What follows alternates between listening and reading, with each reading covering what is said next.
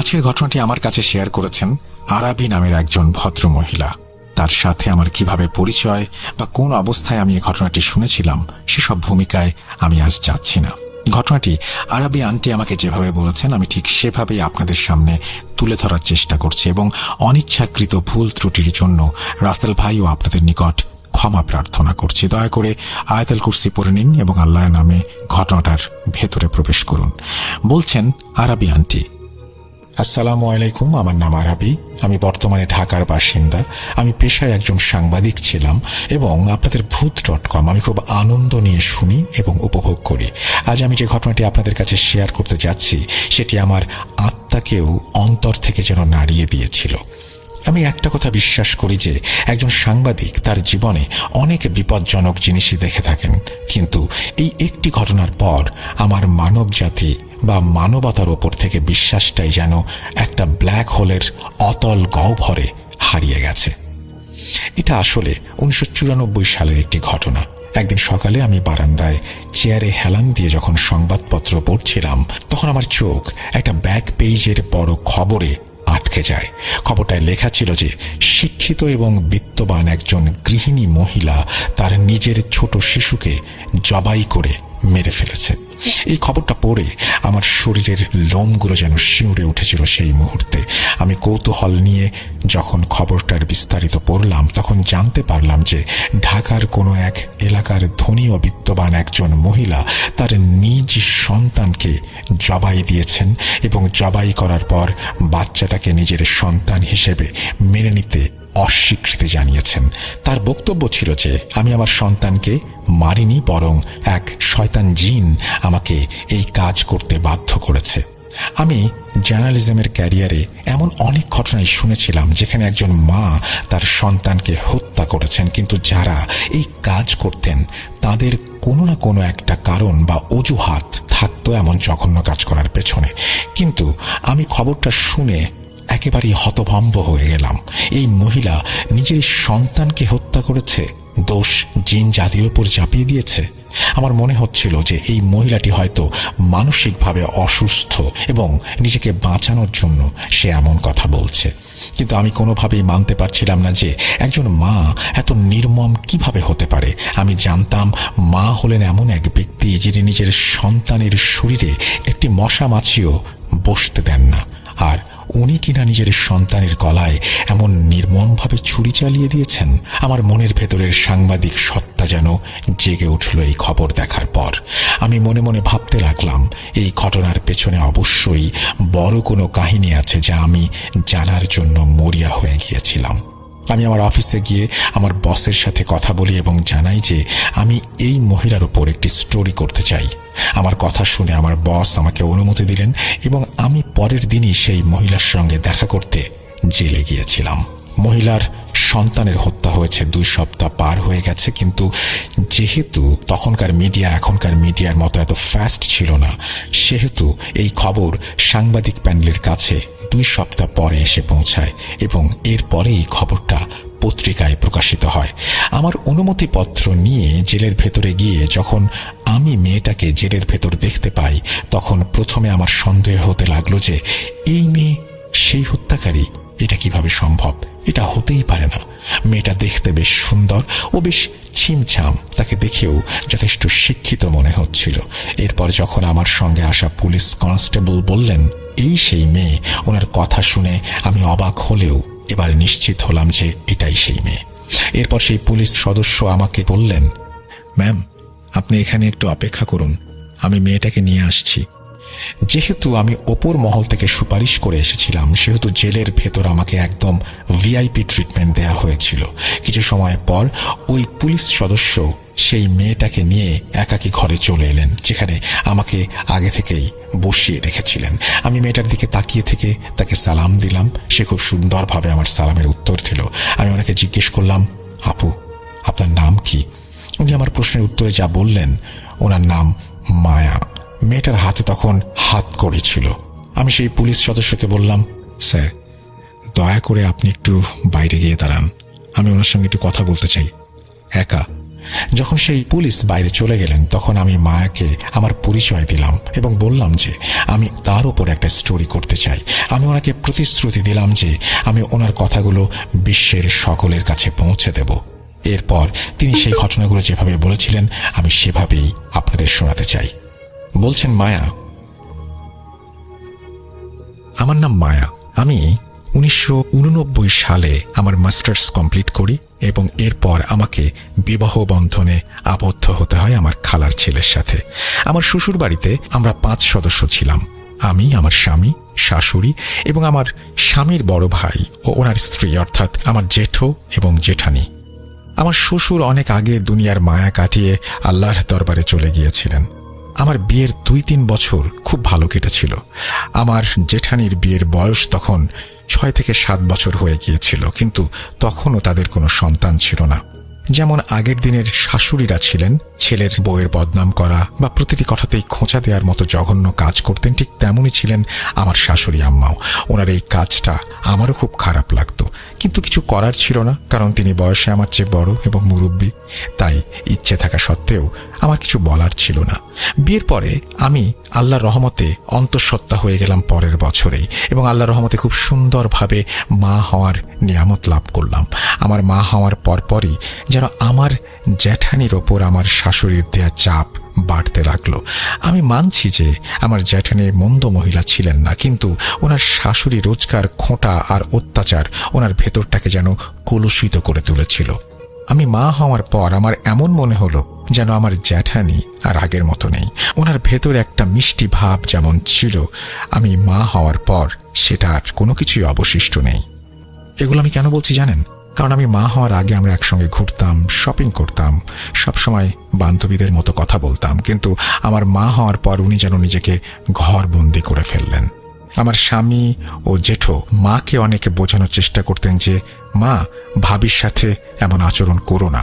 অনেক অনুরোধ করার পরেও আমার শাশুড়ি ওনার ছেলেদের কথা একদমই মানতেন না, বরং পুরনো রেওয়াজের মতো আমার জেঠানির ওপর অত্যাচার চলতেই থাকে। তারপর আমি লক্ষ্য করলাম যে আমার জ্যাঠানি হঠাৎ করে কাউকে কিছু না জানিয়ে কোথায় যেন চলে যেতেন, এবং ফেরার সময় ওনার হাতে ব্যাগ ভর্তি অনেক কিছু থাকতো, কিন্তু সেগুলো উনি আগের মতো আমাকে দেখাতেন না, বরং চুপচাপ নিজের ঘরে নিয়ে চলে যেতেন।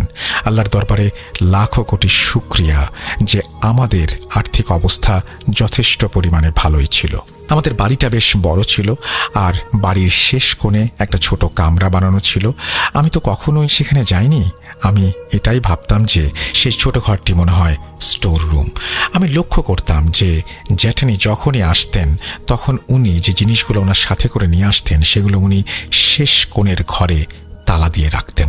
এক রাতে আমার বাচ্চার কান্নার কারণে আমার চোখ খুলে গেল। আমি ভেবেছিলাম বাচ্চার হয়তো ক্ষুধা লেগেছে, তাই আমি ফিডার বানাতে রান্নাঘরের দিকে চলে গেলাম। রান্নাঘরে ঢুকতেই আমার মনে হলো যে বাড়ির মধ্যে যেন হালকা হালকা ধোঁয়া ছড়িয়ে পড়েছে। প্রথমে তো আমি ভয় পেয়ে গেলাম যে আল্লাহ না করুক আগুন লেগে গেল না তো। আমি সারা ঘরে খুঁজতে লাগলাম আর বোঝার চেষ্টা করতে লাগলাম যে আসলে কোথা থেকে এই ধোঁয়া আসছে। এরপর আমার নজর সেই কোণার ছোট ঘরটার দিকে গেল। আমি দেখলাম সেই ঘরের ভেতর আলো জ্বলছে, আর সেই আলোর উপরে যে ধোঁয়া ছিল সেই ধোঁয়াটি আমার ঘর পর্যন্ত এসেছিল। আমি সেই ঘরের কাছে এগিয়ে গেলাম।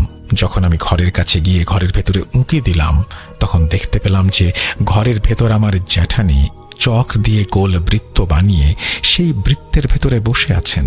ওনার চুলগুলো এলোমেলো ছিল, ওনার কপালের মাঝখানে তিলকের মতো কালো একটা দাগ কাটা ছিল, পাশাপাশি লাকড়ি জ্বলছিল যার পাশে একটা মানুষের মাথার খুলি পড়েছিল।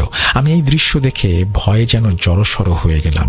এরপর আমি কাঁপা কাঁপা গলায় বললাম, ভাবি, এসব কি করছেন আপনি? আমার কথা শুনে আমার ভাবি আমার দিকে রক্তাক্ত চোখে এমনভাবে তাকালেন যে ওনাকে দেখে মনে হচ্ছিল উনি যেন আর নিজের মধ্যে নেই। আমি ওনার এইরকম চাহনি দেখে ওনার নজরের উত্তাপ সহ্য করতে না পেরে পেছনে ফিরে গেলাম। আমি তাড়াতাড়ি দৌড়ে নিজের ঘরে এসে দরজা লক করে শুয়ে পড়লাম। আমি এতটাই ভীত ছিলাম যে বাচ্চার জন্য বানানো দুধও চুলায় ফেলে রেখে এসেছিলাম, এবং ছোট বাচ্চাটিকে না খাইয়ে আমি সেইভাবেই ঘুমিয়ে পড়েছিলাম।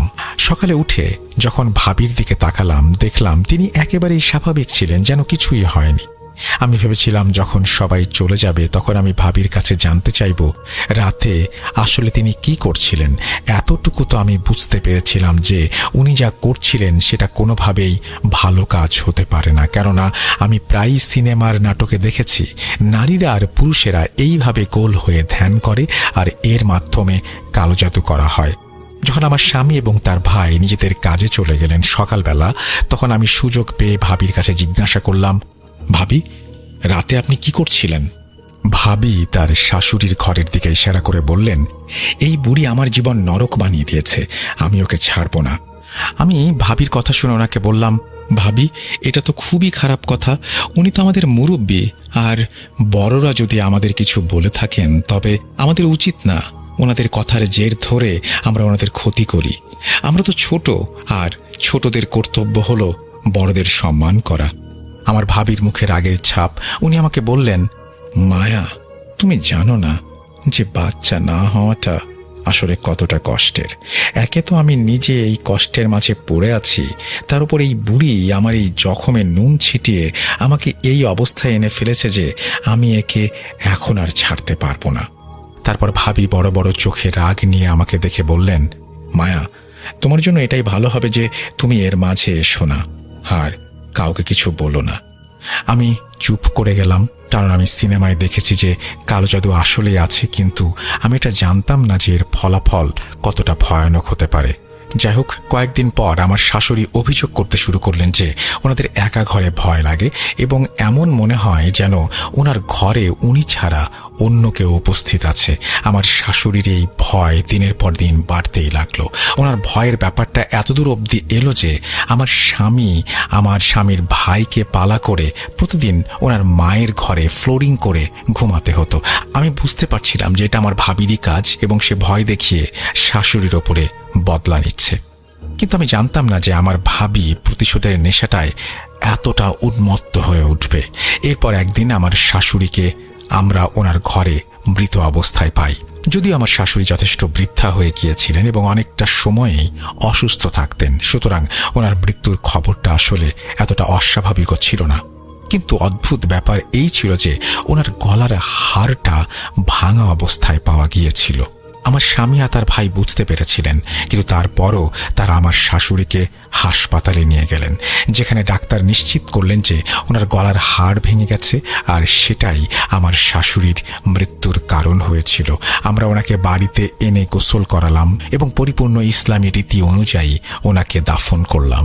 এর কিছুদিন পরের ঘটনা, ছুটির দিনে আমার স্বামী এবং তার ভাই ঘরে বসে টিভি দেখছে। আমার ভাবির কাছে আমার একটি দরকার ছিল বলে আমি ওনাকে সারা ঘর খুঁজতে শুরু করেছিলাম, কিন্তু যখন তিনি ঘরের কোথাও নজরে আসলেন না তখন আমি ভাবলাম যে শেষ কোণার ঘরটা একবার দেখে আসি। যখন আমি শেষ কোণার ঘরে গেলাম সেখানে কেউ ছিল না। আমার তখন মেজাজ খারাপ হয়ে গিয়েছিল। এমন সময় হঠাৎ আমার নজর একটা জিনিসের ওপরে আটকে গেল। আমি সেই জিনিসটা দেখার জন্য ঘরের ভেতরে চলে গেলাম। সেই জিনিসটা ছিল একেবারে কুৎসিত দেখতে একটা পুতুল, যার মুখের ওপর আমার শাশুড়ির নাম লেখা ছিল। এর মাঝে সবচেয়ে ভয়ানক ব্যাপার ছিল যে সেই পুতুলটার গলা এমনভাবে ভাঙা ছিল যেন ঠিক আমার শাশুড়ির গলাও এইভাবেই ভেঙেছিল। আমি আমার ভাবির পুরো কাহিনীটা বুঝে গিয়েছিলাম। আমি সেই পুতুলটাকে তুলে নিয়ে আমার স্বামী এবং তার ভাইয়ের কাছে গিয়ে ওনাদের সবকিছু খুলে বললাম কিভাবে আমার ভাবির জাদুর কারণে শাশুড়ির এইভাবে মরতে হয়েছে ওনার নিজের ছেলের বউয়ের হাতে। আমি তখন নিজেও বেশ ক্রোধের বশবর্তী হয়ে গিয়েছিলাম। রাগের ফলে আমি না জানি কত কি বলেছিলাম আমার স্বামী এবং আমার জেঠোকে। একজন মানুষ মারা গেছেন, তাও আবার জাদুর ফলে। এটা কোনো ছোটখাটো বিষয় নয়। আমার স্বামীর ভাই রাগে পাগল হয়ে গেলেন। ঠিক তখনই আমার ভাবি বাজার থেকে ফিরে এসে আমাদের সামনে দাঁড়ালেন। আমার স্বামীর বড় ভাই ওনার কাছে গিয়ে চুল ধরে ফেললেন এবং ওনাকে এই জঘন্য কাজের জন্য বেধড়ক মারতে লাগলেন এবং আমার ভাবিকে এতই মারলেন, অবশেষে আমার ভাবি স্বীকার করে নিলেন যে আসলে জাদুর মাধ্যমে তার শাশুড়িকে সে মেরেছে। কিন্তু কুদরতের হয়তো মর্জিটাই ছিল আলাদা। রাগের বশে আমার স্বামীর বড় ভাই আমার ভাবিকে বললেন, যদি মায়া এই পুতুলটা নিয়ে আমাদের কাছে না আসতো তাহলে আমি কখনো জানতে পারতাম না যে আমি আমার মায়ের খুনির সাথে সংসার করছি। ব্যাস, আমার ভাবি বুঝে গেলেন এই গোপন কথা আমি ফাঁস করেছি।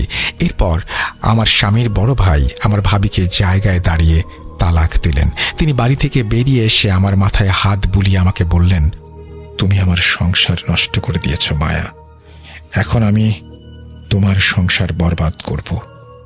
ভাবি চলে যাবার কিছুদিন পর থেকে আমার সাথে আজব আজব ঘটনা শুরু হলো। আমি কোনো কিছু মনে রাখতে পারতাম না। কখনো আমার স্বামী আমাকে বলতেন, তুমি আমার বড় ভাইয়ের সাথে খারাপ ব্যবহার করেছ, অথচ আমি বড় ভাইয়ের সাথে কি ব্যবহার করেছি সেটা আমার মনেই নেই। একদিন আমি ঘরের কাজ সেরে আমার শোবার ঘরে এসে দেখলাম আমার স্বামী মুখ ফুলিয়ে বসে আছেন। আমি ওনাকে জিজ্ঞেস করলাম, কি হয়েছে, সব ঠিক আছে তো? প্রথমে তো উনি আমাকে কোনো উত্তরই দিলেন না। এরপর যখন আমি খুব জোর খাটিয়ে জিজ্ঞেস করলাম কি হয়েছে, তখন তিনি বললেন, তুমি আমার উপর হাত তুলেছ। আমি ওনাকে বললাম, এ আপনি কেমন কথা বলছেন, আমি আপনার উপর হাত তুলব কেন? কিন্তু উনি আমার কোনো কথার উত্তর না দিয়ে রাগের মাথায় ঘর থেকে বের হয়ে গেলেন। আমি কাঁদতে কাঁদতে বাথরুমে চলে গেলাম। ভাবতে লাগলাম আসলে হচ্ছে কি আমার সাথে। আমি কাঁদছিলাম আর আয়নায় তাকাচ্ছিলাম। হঠাৎ মনে হলো আমার ভাবির মতো একজন মহিলা আমার পেছন থেকে হঠাৎ চলে যাচ্ছে, আর তার মুখে বিশাল এক শয়তানি হাসি। আমি ভাবলাম এটা আমার মনের ভুল হতেই পারে না, আমি আসলেও ওনাকে দেখেছিলাম। আমি ওনার কথা ভাবছিলাম না, তাহলে এইভাবে আমি হঠাৎ করে তাকে কেন দেখব? কিন্তু আমি বুঝতে পারছিলাম না উনি লকড ওয়াশরুমে কিভাবে প্রবেশ করলেন। তারপর থেকে আমি খুব অদ্ভুত অদ্ভুত স্বপ্ন দেখতে শুরু করলাম। মনে হতো অনেকগুলো কালো কুকুর যেন আমার উপরে ঝাঁপিয়ে পড়ছে আর আমার পুরো শরীর আঁচড়ে দিচ্ছে। এই ভয় এবং তার উপর স্বামীর এমন আচরণ, এই দুই ঘটনা আমাকে ভেতরে ভেতরে কুড়ে কুড়ে খাচ্ছিল। আমার স্বামী প্রায়ই আমাকে বলতেন যে আমি ওনার উপর হাত তুলেছি এবং ওনার সাথে খারাপ ব্যবহার করেছি, অথচ সেসব কিছু আমি মনে রাখতে পারতাম না। এরপর অবশেষে সেই কিয়ামতের দিন আমার ওপর এসে পড়ল। আমি ঘুম থেকে উঠে যখন আমার সামনে আমার 3 বছরের ছেলের লাশ দেখতে পেলাম, ওর গলা কাটা অবস্থায় ছিল, ছুরিটা আমার হাতেই ছিল। আমার স্বামী ও তার বড় ভাই বাইরে বসেছিলেন। তখন ছিল রাত 9টা। আমি এরকম দৃশ্য দেখে কষ্টে ভয়ে চিৎকার করে পাগল হয়ে গেলাম। আমার চিৎকার শুনে আমার স্বামী ঘরে এলেন। উনিও এই দৃশ্য দেখে একেবারে পাগল হয়ে গেলেন। কিছুক্ষণের মধ্যে বাইরে বেল বাজছিল আর ঘরের ভেতরে পুলিশ এসে পড়েছিল। তারপর থেকে আমি এই জেলের মধ্যে আছি। মায়ের মুখে এই ভয়ানক ঘটনা শুনে আমি মায়ের কাছে জানতে চাইলাম পুলিশকে খবরটা কে দিয়েছে। উনি উত্তরে বললেন যে উনি এই বিষয়ে কিছু জানেন না যে কে পুলিশকে খবর দিয়েছে। আমি মায়ের প্রতি কৃতজ্ঞতা প্রকাশ করলাম ঘটনাগুলো বলার জন্য। আমি আর কিছু করতে পারি বা না পারি, তোমার কথাগুলো অবশ্যই মানুষের কাছে পৌঁছে দেব। এই কথা বলে আমি রুম থেকে বের হয়ে এলাম এবং থানার প্রধানের সাথে দেখা করলাম। আমি ওনার কাছে জানতে চাইলাম যে এই হত্যাকাণ্ডের খবর আপনাদেরকে কে দিয়েছে। আমার কথা শুনে ওনারা রেকর্ড চেক করে বললেন যে এই হত্যাকাণ্ডের খবর আমাদেরকে এই মেয়ের ভাবি দিয়েছেন। আমি পুলিশের কাছ থেকে মেয়ের ভাবির নাম্বার নিয়ে ওনাকে কল করলাম। যখন আমি তাকে জিজ্ঞেস করতে গেলাম আপনি এই হত্যাকাণ্ডের খবর কিভাবে পেলেন, আমার প্রশ্ন শুনে উনি খুবই অদ্ভুতভাবে বললেন, এসব কাজ তো এমনই হয়, তুই যদি এটা নিয়ে বেশি বাড়াবাড়ি করিস তবে তোর অবস্থা এর থেকেও খারাপ করব, ওয়াদা করছি।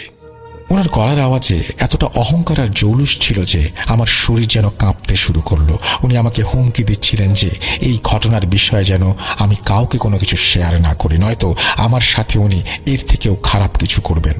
আমি ওনাকে বললাম, আমি হয়তো এই ঘটনা কাউকে বলবো না, কিন্তু একটা কথা সত্যি সত্যি বলেন আমাকে যে মায়া আমাকে যা কিছু বলেছে সেসব কি সত্যি?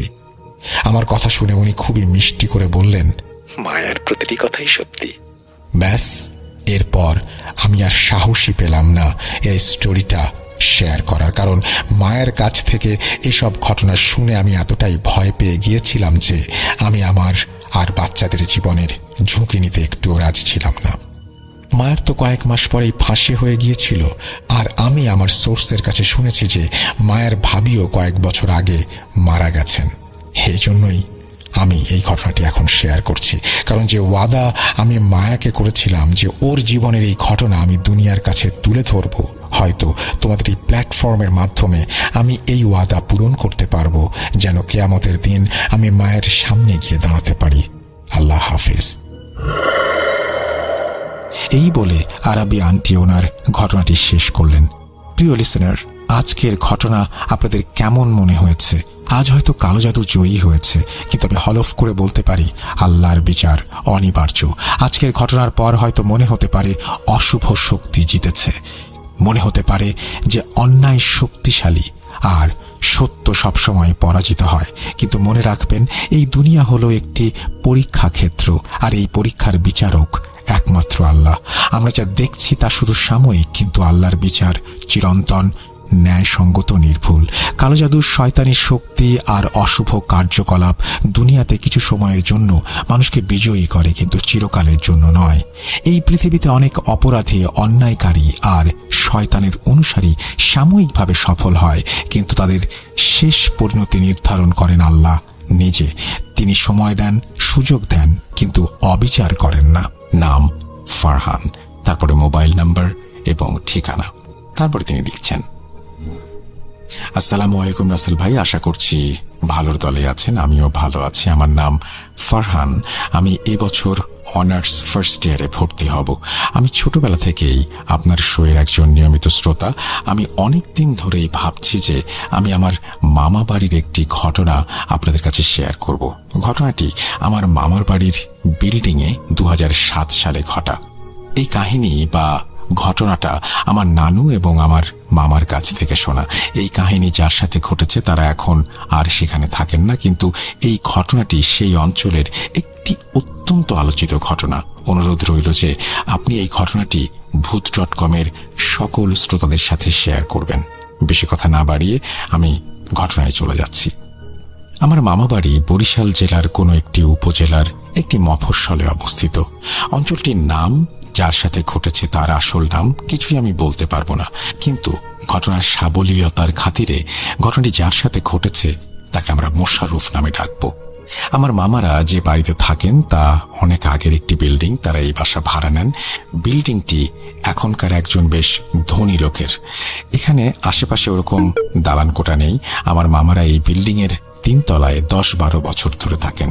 মোশাররফ সাহেব এখানে তার স্ত্রী এবং 2 সন্তানের সাথে থাকেন। তারা দোতলায় ভাড়া থাকতেন। এই ঘটনাটি ঘটার 1.5-2 বছর আগে তারা এই বাসাটি ভাড়া নেন। তিনি এই মফস্বল থেকে বেশ দূরে একটি প্রত্যন্ত গ্রামের প্রাইমারি স্কুলের হেডমাস্টার ছিলেন। সেই গ্রাম থেকে সবচেয়ে নিকটবর্তী শহরের এলাকায় এই মফস্বলটি ছিল, তাই বউ বাচ্চা নিয়ে তিনি এখানেই থাকতেন। প্রতিদিন ভোরে ফজরের নামাজ পড়েই স্কুলের জন্য রওনা হতেন। বাসা থেকে হেঁটে ঘাট পর্যন্ত গিয়ে পরে ট্রলারে উঠে যেতেন। তারপর বাকি পথ ভ্যানে চড়ে এবং পায়ে হেঁটে যেতেন। মোট তার 1.5 ঘন্টা সময় লাগত বাসা থেকে স্কুলে পৌঁছাতে। আশেপাশের মানুষ বলে সে খুবই জ্ঞানী এবং ধার্মিক মানুষ ছিলেন। জোহর ও আসর বাদে সব ওয়াক্তেই তিনি মসজিদে এসে নামাজ পড়তেন। জোহর ও আসর পড়তেন না, কারণ তখন তিনি স্কুলে থাকতেন। সবার সাথে ভালো সম্পর্ক রাখতেন, কিন্তু বেশি কথা বলতেন না। তার জন্ম এই উপজেলাতেই, কিন্তু এই মফস্বলে না। এখানে চাকরি নেয়ার পরেই তিনি বউ বাচ্চা নিয়ে এসেছেন।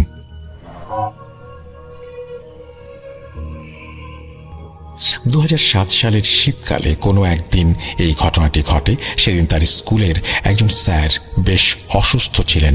সেই স্যারটি সেই গ্রামেই থাকতেন। 3টা-4টার দিকে স্কুলের সব কাজ শেষ করে সেই স্যারটি বাসায় যান তাকে দেখতে। স্কুলের হেডমাস্টার হয়ে এই স্যারের বাসায় তিনি প্রথম আসেন, তাই স্যার এবং স্যারের ওয়াইফ তার যথেষ্ট আপ্যায়ন করেন। যদিও স্যার অসুস্থ, তার স্ত্রী মোশাররফ সাহেবের আপ্যায়নের কোনো কমতি রাখেননি। তার স্ত্রী অনেক কিছু রান্না করেন। বলে রাখা ভালো, মোশাররফ সাহেব তাকে একা দেখতে যাননি, সঙ্গে স্কুলের আরও কিছু স্যারদেরও নিয়ে গিয়েছিলেন। তাই সেই সন্ধ্যা 7টা থেকে সেখানে রওনা হতে পারলেন না। মোশাররফ সাহেবের কাছে একটা ছোট ফোন ছিল। তার বিল্ডিংয়ের নিচতলায় যে প্রতিবেশী থাকতেন সেই লোকটিরও ফোন ছিল। কখনো কোনো প্রয়োজন হলে, স্ত্রীকে কিছু জানাতে হলে মোশাররফ সাহেব প্রতিবেশীকে ফোন দিতেন। প্রতিবেশীর বাসার কাছে একটা দোকান ছিল। সেদিন দুপুরে সহকর্মীকে দেখতে যাবার আগেই মোশাররফ সাহেব সেই প্রতিবেশীকে ফোন করে তার স্ত্রীকে বলে দিতে বলেছিলেন যে আসতে একটু দেরি হবে, হয়তো সন্ধ্যা হবে। পরে সন্ধ্যা 7টার সময় মোশাররফ সাহেব যখন বাসা থেকে বের হলেন তখন তিনি আবারও ফোন দেন, কিন্তু কলটি যায় না। হয়তো নেটওয়ার্ক ছিল না। এই ভেবে আর যোগাযোগ করার চেষ্টা না করে তিনি রওনা দিয়ে দেন। তার স্ত্রী ও অন্যান্য স্যারেরা তাকে অনেকবার বলে এত রাত না করতে বা এত রাতে না যেতে, আজ তাদের বাসাতেই থেকে যেতে, কিন্তু মোশাররফ সাহেব তাতে রাজি হন না। তার কিছু সহকর্মী তাকে বাসা পর্যন্ত পৌঁছেও দিয়ে আসতে চান, কিন্তু মোশাররফ সাহেব বারবার না করেন। যাই হোক, সবাই নিজেদের বাড়ির পথে রওনা হয়। মোশাররফ সাহেব সেই গ্রাম থেকে একটি ভ্যান নিয়ে ঘাট পর্যন্ত যান। তাতে প্রায় আধা ঘন্টা সময় লাগে, কিন্তু এত রাতে সাথে সাথেই তিনি কোনো ট্রলার পান না। ভ্যান চালকটি তার পরিচিত হওয়ায় তাকে ঘাটে একা রেখে যায় না। কোনো ট্রলার না আসা পর্যন্ত ভ্যান চালকটিও সেখানে অপেক্ষা করে। শেষে তারা নদী দিয়ে একটি ট্রলার যেতে দেখে এবং জিজ্ঞেস করে ট্রলারটি কোথায় যাচ্ছে। যখন তারা শোনে যে তাদের গন্তব্যই যাচ্ছে, তখন মোশাররফ সাহেব তাদেরকে অনুরোধ করে তাকেও সঙ্গে নিতে। তারা ট্রলারটি ঘাটে থামায় এবং সঙ্গে নেয়। ট্রলারে 5-6 জন লোক ছিল। তাদের পরনে ছিল লুঙ্গি, মোটা শাল ও সোয়েটার। পুরো ট্রলার ভরে সার। তারা এগুলো মফস্বলের দোকানে নিয়ে যাচ্ছে। ট্রলারে বসেও বেশ কয়েকবার প্রতিবেশীকে কল দেন তিনি, একবারও কল যায় না। তখনকার দিনে এরকম নেটওয়ার্ক না থাকাটা খুবই স্বাভাবিক ছিল। যাই হোক, তারা গন্তব্যে পৌঁছাতে পৌঁছাতে রাত 10টা নাগাদ হয়ে যায়। ঘাটে যাওয়ার সাথে সাথেই সেই বাটন ফোনটি আবারও তিনি বের করেন এবং দেখেন যে ব্যাটারি শেষ হয়ে গেছে। ঘাটে নেমে ট্রলের চালককে ভাড়া দিয়ে বাসার পথে হাঁটা শুরু করেন। ঘাটে নামার সাথে সাথেই বাকি 5-6 জনও তাদের মালামাল নামানো শুরু করে। সে ট্রলারে থাকা অবস্থায় তাদের জিজ্ঞেস করে তারা এত রাতে কেন এই মালামাল নিয়ে যাচ্ছে। তারা বলে এসব মালামাল গতকালই তাদের নেবার কথা ছিল, বিশেষ কারণের জন্য তারা গতকাল নিতে পারেনি, আজকে সকালেও পারেনি। যে দোকানদারদের কাছে তারা এই সমস্ত মালামাল নিয়ে যাচ্ছিল, সেই দোকানদার তাদেরকে নাকি বেশ জোরে সোরেই বলেছে আজকের মধ্যেই সব ডেলিভারি করতে হবে। যাই হোক, ট্রলার থেকে নেমে বাসার পথে হাঁটা শুরু করেন তিনি। ঘাট থেকে বাসা 15-20 মিনিট লাগে। এত রাতে কোনো ভ্যান পাননি, তাই একটা টর্চ লাইট ধরে বাসায় যাচ্ছিলেন। 2007 সালে গ্রাম কি মফস্বলেও ইশার নামাজের পরেই অনেক রাত, এবং তখন রাত 10টা মানে গভীর রাত। তাই শুনশান নির্জন রাস্তা দিয়ে তিনি হাঁটতে থাকেন। তার বাসাটি যে রাস্তায় অবস্থিত, সেই রাস্তাটি অনেক লম্বা সোজা একটা রাস্তা। ঘাট থেকে একদম সোজা হাঁটলেই তার বাসা, কোনো ডান বাম নেওয়া লাগে না। বাসার কাছে রাস্তার দুপারে ক্ষেত আর বিল, কিছু দোকানও আছে। বলাই বাহুল্য সব দোকান বন্ধ। তার বাসাটি মূলত সেই মফস্বলটির কেন্দ্রে অবস্থিত না। সে বাসাটি যে ভিটার ওপর অবস্থিত, সেই ভিটাটি তখনকার অন্যতম ধনী একজন ব্যক্তির। বাড়ির মালিক নিজেও সেখানে থাকেন না, তারা সবাই বিদেশ থাকেন। তাই তার বাসার আশেপাশে তখন আর কোনো বিল্ডিং ছিল না। বিল্ডিং বলতে হালকা একটু সামনে পোস্ট অফিস ছিল। যাক, তিনি ঘাট থেকে নেমে হাঁটতে শুরু করেন বাসার পথে। হাঁটতে হাঁটতে বেশ কিছুক্ষণ সময় পেরিয়ে যায়। তার হাতে কোনো ঘড়ি নেই, ফোনও বন্ধ। যদিও বাসায় 15-20 মিনিটের মধ্যে পৌঁছানোর কথা, তার কাছে মনে হওয়া শুরু হলো তিনি অনেকক্ষণ হাঁটছেন তো হাঁটছেনই। তার অস্বস্তি বোধ হওয়া শুরু হলো। তার বলার উপায় নেই, কিন্তু তার মনে হচ্ছে তিনি আধা ঘন্টার ওপরে হেঁটেছেন। আশেপাশের ক্ষেত বিল দেখে তিনি ঠিক ধারণাও করতে পারছেন না কোথায় আছেন তিনি। কিছুই অচেনা নয়, কিন্তু তিনি সঠিক চিনতে পারছেন না তার বাসা কত দূরে। পথে বেশ কিছুবার থেমে ডানে বায়ে পেছনে তাকিয়ে বোঝার চেষ্টা করেছেন তিনি বাসা থেকে কত দূরে আছেন। ঘাট থেকে বাসার পথে যাওয়ার আগে পোস্ট অফিসটি পড়ে। পোস্ট অফিস পার হওয়ার 4-5 মিনিট পরেই তার বাসা, কিন্তু পোস্ট অফিসেরও কোনো হদিশ মেলে না। মোশাররফ সাহেবের মাথা একটু ঘুরে উঠল, যেন তার প্রেশারের সমস্যা আছে। মাঝে মধ্যেই প্রেশার লো হয়ে যায়। তখন বাজে রাত 10টা। ঘুম থেকে তিনি উঠেছেন আজানের আগে, তাই অনেক ঘুম ঘুম লাগছে। তিনি আবারও হাঁটতে থাকেন। আকাশ পুরো অন্ধকার। এই অন্ধকারের মধ্যেই একটা মৃদু মাথা ব্যথা। কিন্তু বিস্ময়কর ব্যাপার, হাঁটতে হাঁটতে হঠাৎ করে রাস্তার মাথায় তিনি নদী দেখতে পান। অবাক হয়ে যান, কারণ নদী থেকে তিনি রওনা হয়েছেন বেশ আগে। নদীর পাড়ে সেই ট্রলারটি থামা দেখে এবং ট্রলারের সামনে লোকগুলো এখনো বস্তা নামাচ্ছে দেখে তিনি বেশ ভয় পেয়ে যান। শীতের রাতেও তিনি ঘামতে শুরু করেন। কিন্তু মোশাররফ সাহেব একজন বেশ র্যাশনাল ব্যক্তি ছিলেন, অনেক দূর পড়ালেখাও করেছেন এবং স্কুলের হেডমাস্টারও। তিনি অলৌকিক কোনো কিছুতে বিশ্বাস করেন না। এবং সেই সাথে তিনি একজন ধার্মিকও বটে। তার চোখ ঘুম ঘুম, মাথা ঘোরাচ্ছে, খুব অস্বস্তি বোধ হচ্ছে এবং তিনি তবুও উল্টো পথে হঠাৎ করেই হাঁটতে শুরু করলেন। হাঁটতে থাকছেন, তার হাঁটা শেষ হয় না। এবারও আগের মতো অনেকক্ষণ ধরে হাঁটছেন তিনি। হঠাৎ তিনি সাইকেলের আওয়াজ পান। তারপর দেখেন সাইকেলে করে একজন লোক হাতে টর্চ নিয়ে তার দিকে আসছে। লোকটির পরনে একটা কালো প্যান্ট, গায়ে কালো শাল। তিনি লোকটিকে আগে কখনো দেখেননি। লোকটিকে থামতে বলে তিনি অনুরোধ করেন আব্বাস খানের বাসা পর্যন্ত তাকে একটু দিয়ে আসতে। মোশাররফ সাহেব চালককে বলেন তার প্রেসারের সম্ভবত সমস্যা হচ্ছে। লোকটা তাকে বসতে বলেন এবং সাইকেলের পেছনে বসিয়ে তিনি চলতে শুরু করেন। হেঁটে ৩-৪ মিনিটের পথ সাইকেলে 1 মিনিটেই পৌঁছানোর কথা, কিন্তু মোশাররফ সাহেবের মনে হচ্ছে তিনি অনেকক্ষণ ধরে সাইকেলে বসে আছেন। আবারও তার ভয় লাগতে শুরু করে। মোশাররফ সাহেব আবারও বুঝতে পারেন তার মাথা ঘোরাচ্ছে। এছাড়া এতক্ষণ সাইকেল চালাচ্ছে দেখে তার মনের মধ্যে একটা শঙ্কা উঁকি দেয়। লোকটাকে তিনি জিজ্ঞেস করেন, ভাই কটা বাজে? লোকটা কোনো উত্তর দেয় না। মোশাররফ সাহেব এবার মনে মনে দোয়া পড়া শুরু করেন। ভয় তার মুখ যেন বন্ধ হয়ে যায়। লোকটাকে তিনি অনেক কথা বলতে চেয়েও বলতে পারেন না। তিনি এবার লোকটার কাঁধে হাত দিয়ে জিজ্ঞেস করেন, ভাই অনেকক্ষণ ধরে তো সাইকেলে বসে আছি। লোকটা এই কথারও কোনো উত্তর দেয় না। তারপর মোশাররফ সাহেব তার মাথাটা একটু বাঁকিয়ে সামনের দিকে তাকান এবং আবার দেখতে পান নদী। ঘাটে সেই লোকগুলো ট্রলার থেকে বস্তা নামাচ্ছে। তিনি 7-5 চিন্তা না করে সাইকেল থেকে লাফ দিয়ে মাটিতে পড়ে যান। কোনো পরোয়া না করে পেছনের দিকে দৌড়াতে শুরু করেন। দৌড়াতে দৌড়াতে তিনি একসময় অজ্ঞান হয়ে পড়েন। সকালে চোখ খুলে তিনি দেখেন বাসার খাটে শুয়ে আছেন, পাশে তার স্ত্রী, পাশের সোফায় গ্রামের দুধওয়ালা সহ আরো 2-3 জন পরিচিত লোক। মোশাররফ সাহেব তাদের থেকে জানতে পারেন যে তিনি নাকি পোস্ট অফিসের সামনে রাস্তায় অচেতন অবস্থায় পড়েছিলেন। দুধওয়ালা ভোরবেলা দুধ নিয়ে যাওয়ার সময় তাকে ডেকে ওঠানোর চেষ্টা করে, কিন্তু পারে না। পরে পোস্ট অফিসের দারোয়ানকে ডেকে তাকে ধরে বাসায় নিয়ে আসে। বাসায় এনেছে 15-20 মিনিট হলো। দুধওয়ালা তার পরিচিত হওয়ায় তাকে বাসায় রেখে আর নিজে কাজে যায় না। মোশাররফ সাহেব রাতের কথা স্পষ্ট মনে করতে পারেন, কিন্তু তিনি কাউকেই কিছু বলেন না। সবাইকে বলেন অনেক রাতে ট্রলার থেকে নেমে বাসায় ফেরার পথে মাথা ঘোরাচ্ছিল, মনে হয় তখনই কিছু একটা ঘটেছে। তিনি সেদিন স্কুলে যান না, সারাদিন বিছানাতেই থাকেন। বাসায় ডাক্তার আসে, ডাক্তার এসে প্রেশার মাপেন। 2-3 দিন পর তার একটু ভালো লাগা শুরু করে। তিনি স্কুলে যান না, কিন্তু বাসা থেকে হাঁটতে বের হন, নামাজে মসজিদেও যান। মসজিদে সবাই তার স্বাস্থ্যের ব্যাপারে জিজ্ঞাসা করে, জানতে চায় কি হয়েছিল। ঘাটেই দোকান আছে এমন এক পরিচিত ব্যবসায়ীকে তিনি সেদিনের কথা জিজ্ঞেস করেন। লোকটি বলে সেদিন সন্ধ্যার পর তো কোনো ট্রলারই আসেনি।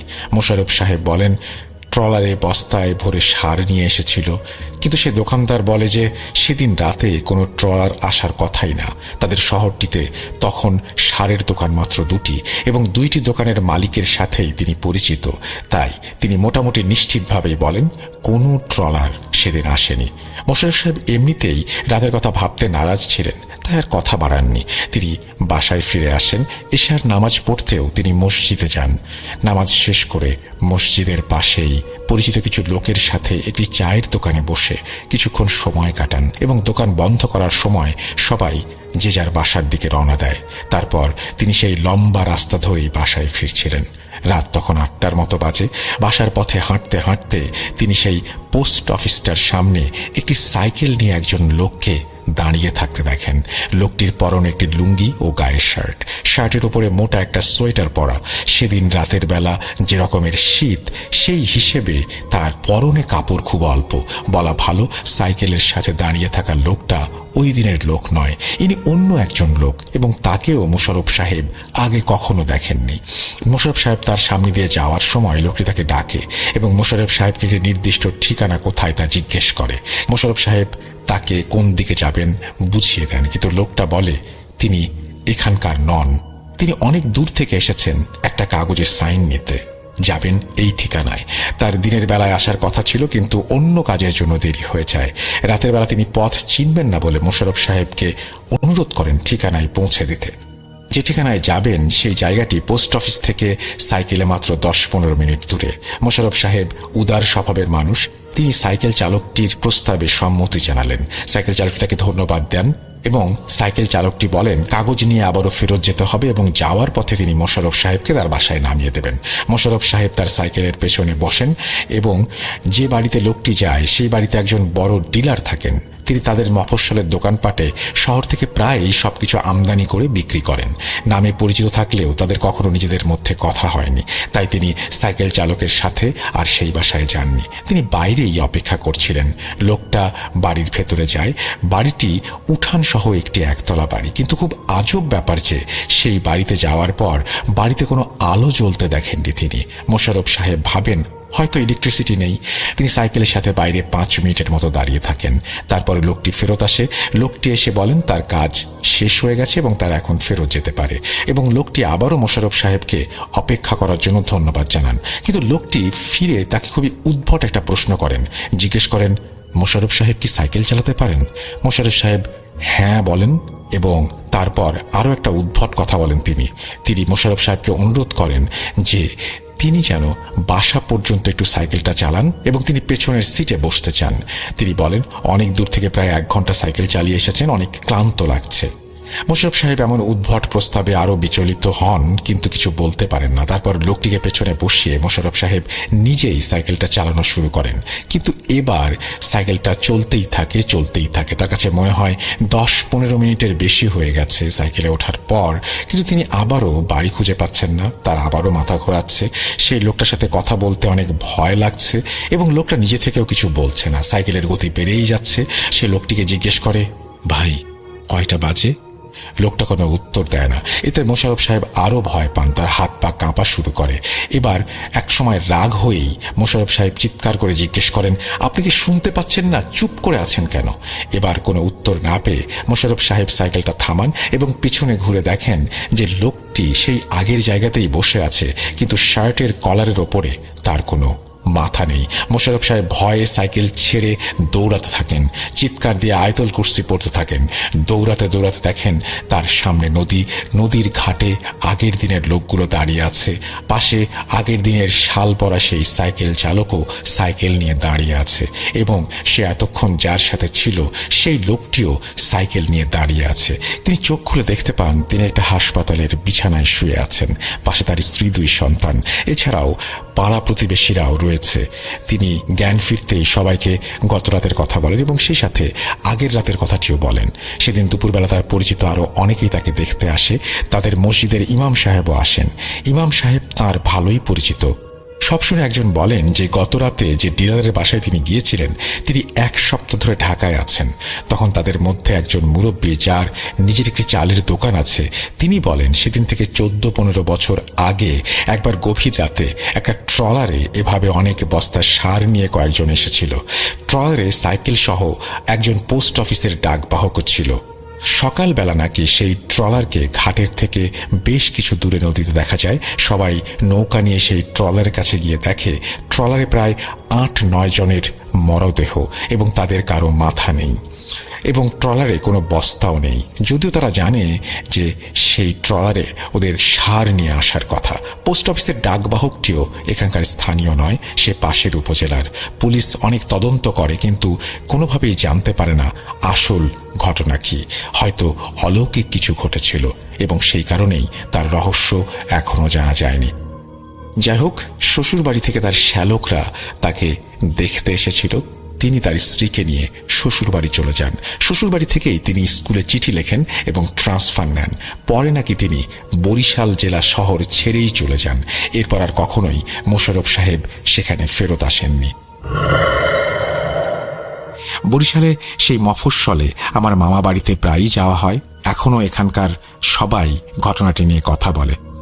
মোশাররফ সাহেবের পরিচিত অনেকেই তিনি চলে যাবার পরেও যোগাযোগ রাখেন, কিন্তু যোগাযোগ বেশি দিন টেকেনি। এই ছিল ঘটনা। যদি ভালো লাগে অবশ্যই আমাদের জানাবেন, যদি ভালো না লাগে সেটাও আমাদেরকে জানাবেন। আমরা চলে যাচ্ছি আমাদের পরবর্তী ঘটনায়।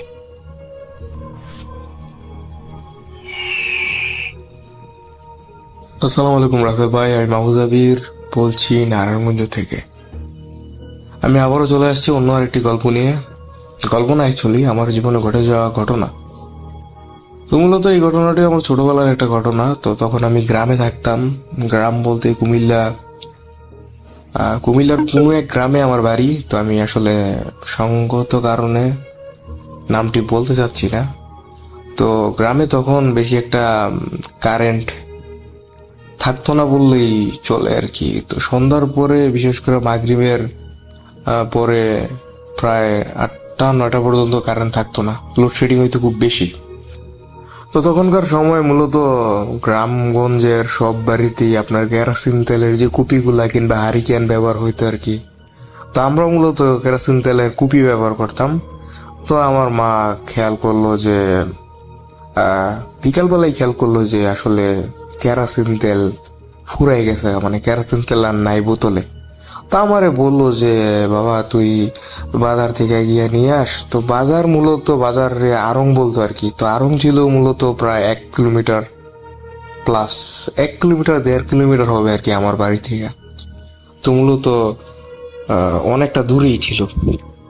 তো আমিও ছোট মানুষ ছিলাম, খেলতে খেলতে মনে করেন যে আমার আর মনে ছিল না যে কেরোসিন তেল আনতে হবে। তো আমি রাসেল ভাই বলে রাখি এই লিসেনারদের বোঝার সুবিধার্থে, তো আমাদের বাড়িটার পাশেই হচ্ছে একটা পুষ্কুনি, বিশাল বড় পুষ্কুনি। পুষ্কুনির সাথে হচ্ছে অনেকগুলা বাঁশঝাড়। তো বাঁশঝাড়ের পাশেই হচ্ছে আপনার হিন্দু বাড়ি। তো মূলত আমাদের বাড়ির চারপাশে হিন্দু বাড়ি। তো সন্ধ্যাবেলা যখন হিন্দুরা উলু দেয়, আপনার পুজো করার জন্য ঘন্টা বাজায়, এই ঘন্টার আওয়াজ আমরা শুনতে পাই। তো মূলত তারাই হচ্ছে আমাদের পাড়া প্রতিবেশী। তো আমাদের ধর্ম ভিন্ন ভিন্ন হলেও তাদের সাথে আমাদের ঘনিষ্ঠতা খুবই গভীর বলতে পারেন। তো মূলত আমাদের বাড়িতে যেই ভাতের মার হইতো, ওই ভাতের মার হিন্দু যেই বৌদি বলেন কিংবা কাকি বলেন কিংবা জেঠিমা বলেন, তারা এসে সংগ্রহ করতো, করে নিয়ে তাদের গবাদি পশু গরু ছাগল রেখা হইতো। তো যাই হোক, তো এমনই এক হিন্দু চাচি ছিলেন। তো উনি ছিলেন মূলত বিধবা, সাদা শাড়ি পরতেন সবসময়।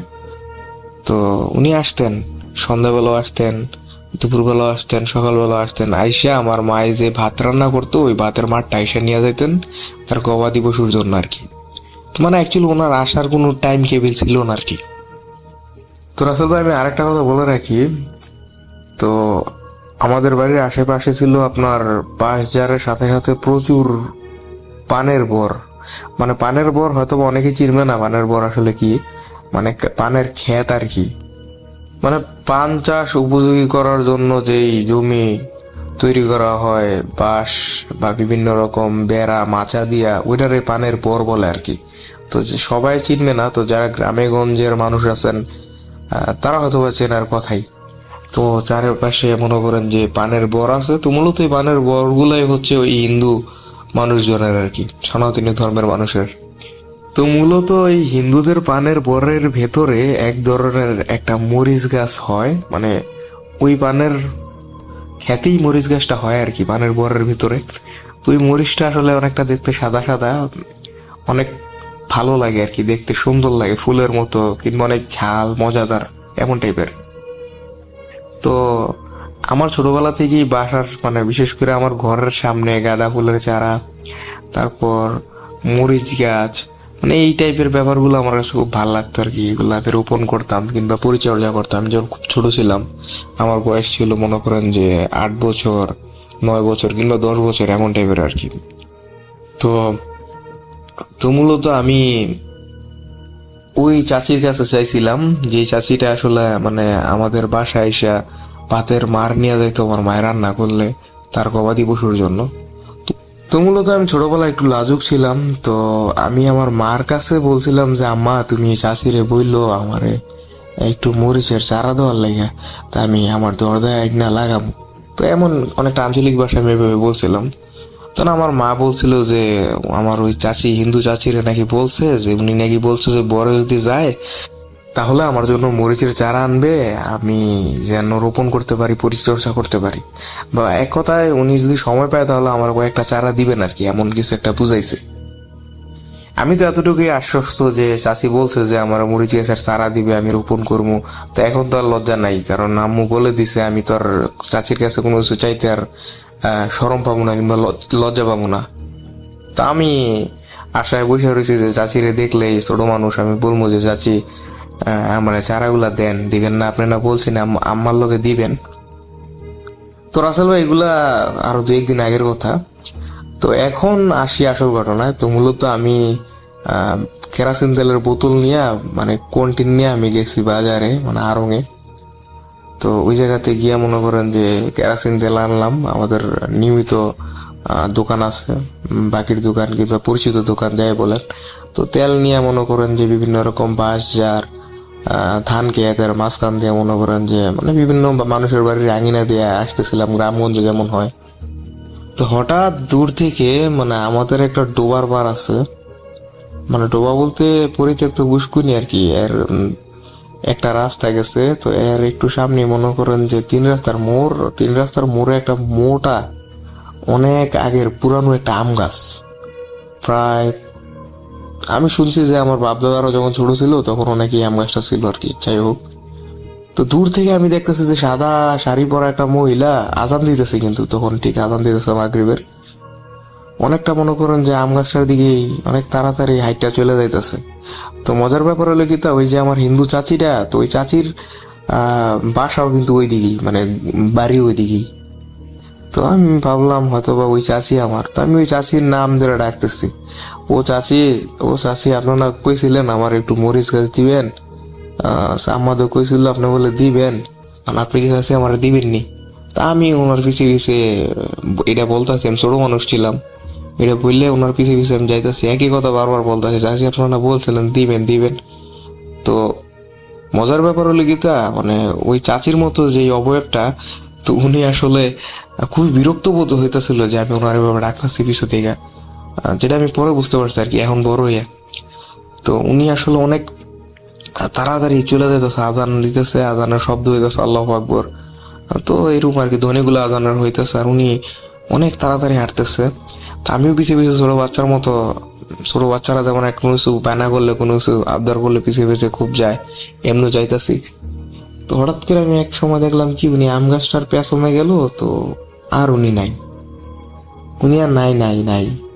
তো আমি খুব মনে মনে রাগ করলাম, চাষি লুকাই গেল গা আমারে মরিচ গাছের চারা দিবে, ই কারণে হয়তো চাষি লুকাই গেছে আমার দিব না দিকে। তো আমি মনে মনে খুব রাগ করলাম। তো পরের দিন চাষি যখন আসলো আবার ভাতের মার নেওয়ার লেগে, তা আমি একটু বাচ্চা আছিলাম, ছোট মানুষ আছিলাম, আমি অনেক রাগে খুবই বলতে, চাচি আপনার আমি ভাতের মার দিতাম না। চাচি বললো কেন বাবা কি হয়েছে, মানে ওই হিন্দু চাচিটা আর কি। তখন আমি বললাম যে এমনি এমনি কালকে মাগরিবের আজানের সময় আপনারা আমি এমনি ডাকলাম, আপনি একটু পিছনে ফিরেও তাকাইলেন না, আপনি আম গাছের চিপায় লুকিয়ে গেলেন গা। চাচি প্রথম আমার কথাটা একটু খেয়ালিপনা কইরা জাস্ট হাসতেছিল। তো চাচি ভাবছিল আমি ছোট মানুষ, হয়তো বা রাগে খুবই বলতেছি আমি চারা পাই নাই মরিচ গাছের, তাই হয়তো বা চাচির একটু অভিমান দেখাইতেছে। তো এগুলো স্বাভাবিক ব্যাপার, চাচি বাতিজার ব্যাপার। হঠাৎ করে যখন আমি বললাম যে আম গাছের পেছনে আপনি লুকাই গেলেন গা, তো রাসেল ভাই ওই হিন্দু চাচিটা হঠাৎ করে সিরিয়াস হয়ে গেল গা, সিরিয়াস হয়ে আমার মুখের দিকে তাকায় রইলো। তো এতক্ষণ যা বুঝলাম আমি ছোট বাচ্চা ছিলাম, তাই হয়তো চাচি আমার কথাগুলা খাম খেয়াল হিসেবে নিছে, তাই হাসতেছিল। কিন্তু যখন আমি বললাম যে আম গাছের পেছনে আপনি লুকাই গেছেন গা, তখনই চাচি একদম আমার দিকে তাকায় রইলো, বললো যে আর কিছু বলো নাই তো তোমারে বাবা? আমি বললাম না। তো রাসেল ভাই ওই সময় বলে রাখি আমার আব্বাও বাড়িতে ছিল। তো আমার আব্বা মূলত কি যেন টুকটাক কাজ করতেছিল। তো আমি যে ওই হিন্দু চাষির সাথে এভাবে মানবিমান করে কথা বলতেছি, তো আমার বাবাও শুনতেছিল। তো হঠাৎ করে আমার বাবা কাজ পালাই দিয়া আমার আর ওই হিন্দু চাষির সামনে আসলো, আইসা বলতেছে যে কোন আম গাছটার কথা তুমি বলতেছো? আমি বললাম যে আব্বা ওই যে আড়ং থেকে মানে বাজারতে আসতে যে 3 রাস্তার মোড়টা পরে আমগো বাসির মানে বাড়ির সামনে, বাসার সামনে ওই মোটা আম গাছটার ওই জায়গায় চাষি লুকাই গেছিল। তখন আমার বাবা আর ওই হিন্দু চাচি দুইজন একসাথে বলল যে ওই আম গাছটার পাশেই মনে করেন যে একটা হিন্দু লোকের বাড়ি, নাম হচ্ছে দুলাল দাস। তো ওই দুলাল দাসের একটা ইয়াং বোন ছিল আর কি, এখন থেকে প্রায় 40-45 বছর আগের ঘটনা, এখন মানে বর্তমান সময় থেকে আর কি। তো উনি ছিলেন দুলাল দাসের বড় বোন সম্ভবত। তো উনি ওই ইয়াং ছিল, বিয়ের অনেকটা বিয়ের উপযুক্ত মেয়ে ছিল আর কি। তো উনি নাকি মানে এই গাছের মানে এই মোড়া আম গাছটার ডালার ভিতরে মনে করেন যে ফাঁসি দিয়ে মারা গেছিল। তো আমি যেরকম বর্ণনা দিলাম, আমার বাবাজি গেল যে কিরকম ছিল কাপড়ে পরিধানে বা কিরকম কাপড় পরা ছিল। আমি বললাম যে এমন এমন এরকম স্টাইলে, ব্লাউজ ছাড়া এরকম শাড়ি পরা ছিল অনেকটা দেখতে। তখন আমার বাবা কিছু একটা আন্দাজ করতে পারলো। তখন আমার বললো, থাক কিছু না, তুমি ভয় পেও না। তখন আমি ছোট মানুষ ছিলাম, এগুলা নিয়ে আর ভয় পাওয়ার তেমন কিছু মনেও করি নাই। তো আমার বাবা পরে মনে করেন যে গ্রামের পদ্ধতিতে গ্রামের মানুষরা ছোট বাচ্চারা ভয়টা পাইলে যা যা করে পদক্ষেপ নেয় তা নিয়েছিল। তো পরের দিন ওই হিন্দু চাচিও মনে করেন, যিনি আমার আদর করতো, আমাদের পাড়া প্রতিবেশী, উনি আমার অনেকগুলো মরিচের চারা এনে দিয়েছিল পরের থেকে, খুবই বিনয়ের সাথে। তো এখন আমার আর গ্রামে যাওয়া হয় না রাসেল ভাই। তো ওই চাষি কি এখনো বেঁচে আছে কিনা আমি জানি না। তো আমি দোয়া করি উনি বেঁচে থাকুক, দীর্ঘজীবী হোক। তো এই ছিল আমার জীবনে ঘটে যাওয়া আরও একটি ছোট্ট ঘটনা রাসেল ভাই। যদি আপনার কাছে ভালো লাগে কিংবা প্রচারযোগ্য মনে হয় তাহলে অবশ্যই প্রচার করবেন। তো আমার লাইফে এরকম আরো ছোট ছোট অনেকগুলা ঘটনা আছে, যেগুলা হয়তো বা অন্য মানুষের কাছে গল্প, কিন্তু আমার জীবনে ঘটে যাওয়া বাস্তব ঘটনা। যদি উৎসাহ পাই কিংবা আমার সময় হয় তাহলে ভবিষ্যতে আরো ছোট ছোট এরকম গল্প আছে যেগুলা সবার সাথে শেয়ার করার চেষ্টা করবো রাসেল ভাই। আপনার ওয়েলকাম ব্যাক। আপনাদের সবাইকে আরো একবার স্বাগত জানাচ্ছি আমি রাসেল। আশা করছি আপনারা সবাই ভালো আছেন, ভালোর দলে আছেন। চলুন কথা না বাড়িয়ে সরাসরি ঘটনায় যাওয়া যাক। আসসালামু আলাইকুম রাসেল ভাই, আশা করি ভালো আছেন। আমার নাম মোহাম্মদ আলিফ আল সিয়াম, আমি সিরাজগঞ্জ সদরে থাকি। আমার কাছে একটা ঘটনা আছে যেটা আমার নিজের সাথেই ঘটা। তো আমার এটা যদি আপনারা সিলেক্ট করেন তাহলে আমাকে একটু মেইল করে বলবেন যে কোন পর্বে এটা দেখানো হবে বা শোনানো হবে। তো বেশি কথা বাড়াবো না, আমি ডাইরেক্ট ঘটনাতে চলে যাই। ঘটনাটা 2020 সালের। তখন আমি আমার বাবা মায়ের সাথে গাজীপুরে থাকি। তো ঈদের ছুটিতে আমি আমার বাবা মা সবাই গ্রামের বাড়িতে যাই ঈদ কাটানোর জন্য। গ্রামের বাড়িতে আমার দাদা আর দাদি থাকে। তো যেদিন আমার সাথে এই ভয়ঙ্কর ঘটনাটি ঘটে সেই দিন আমি আমার ফুফুর বাড়িতে গিয়েছিলাম। আমার ফুফুর বাড়ি আমাদের বাড়ি থেকে তাও 4-5 কিলোমিটার দূর হবে। তো সেদিন রাতে আমি আমার ফুফুর বাড়ি থেকে খাওয়া দাওয়া করে রাতেই আবার আমাদের বাড়িতে আসার জন্য রওনা দিয়েছিলাম। রাত বাজে তখন 9:30। আমি রাস্তায় গিয়ে দেখি কোনো গাড়ি নেই রাস্তায়। অনেকক্ষণ দাঁড়িয়ে থাকলাম কিন্তু কোনো গাড়ি পেলাম না। এখন বাড়িতে তো আমার যেতেই হবে। তো এই মেন রোড বাদেও ফুপুর বাড়ি থেকে আমাদের বাড়িতে যাওয়ার জন্য একটা শর্টকাট রাস্তা আছে। ওই রাস্তাটা একটু ভয়ঙ্করই, মানে তেমন লোকজন সেখান দিয়ে যাওয়া আসা করে না। আর রাত হলে তো ওখান দিয়ে কেউ হাঁটাচলাই করে না। এখন গাড়ি না পেয়ে আমার হাতে কোনো রাস্তাও ছিল না, তাই ওই রাস্তা দিয়ে আমি বাড়ি যাওয়ার জন্য রওনা দিলাম। ওই রাস্তা দিয়ে যখন যাওয়া শুরু করলাম প্রথম প্রথম আমার একটু ভয় কমই করছিল, কিন্তু যখন রাস্তার মাঝামাঝি গেলাম তখন দেখি রাস্তার দুই পাশে কোনো আর বাড়ি ঘর নেই, দুই পাশে শুধু বাসতলা। ওইখান থেকে আমার ভয় করাটা শুরু করলো। তাও আমি মনে সাহস নিয়ে হাঁটা শুরু করলাম। কিছু দূর যেতেই আমি দেখি যে বাসতলার ভেতরে একটা কবরস্থানও আছে। আমি আমার ফোনের লাইটটা কবরের দিকে ধরতেই দেখি কবরের কাছে একটা কালো বেড়াল আমার দিকে তাকিয়ে আছে। বেড়ালটার চোখ ছিল একদম সাদা, আর যখন লাইটটা ধরছি তখন বেড়ালটার চোখ আরো জল জল করছিল। সেটা দেখেই আমি ভয় পেয়ে গেছি। তো বেড়ালটাকে যখন আমি পার হয়ে আর একটু সামনে গেলাম তখন আমার দুই পাশে তো বাসতলা ছিল। তো হাঁটতে হাঁটতে হঠাৎ করে দেখি আমার মাথার উপর বাঁশগুলো অনেক জোরে জোরে নড়াচড়া শুরু করছে, মানে অনেক জোরে জোরে ঝাঁকি শুরু করছে। তখন না ছিল কোনো বাতাস, না ছিল বৃষ্টির দিন, না কোনো ঝড় ছিল, তারপরেও অনেক জোরে জোরে এরকম করছিল। এখন আমি তো ওই জায়গায় ছিলাম একলা, আমার সাথে একটা লোকও ছিল না, আর আশেপাশে কোনো মানুষ নাই। 9:30টার সময়, তখন হয়তো 9:30 না, তখন হয়তো 10টা বাজে। আর গ্রামের মানুষ তো 10টার ভিতরে একদম সবাই ঘুমিয়ে পড়ে। তো ওই সময় একলা একলা ওই জায়গায়, ওই পরিস্থিতিতে আমার কি অবস্থাটা হতে পারে চিন্তা করুন। আমি আর কিছু চিন্তা না করে চোখ বন্ধ করে জোরে একটা দৌড় দিলাম। দৌড় দেওয়ার পর কিসের সাথে যেন আমার পাটা লেগে আমি মাটিতে পড়ে গেলাম।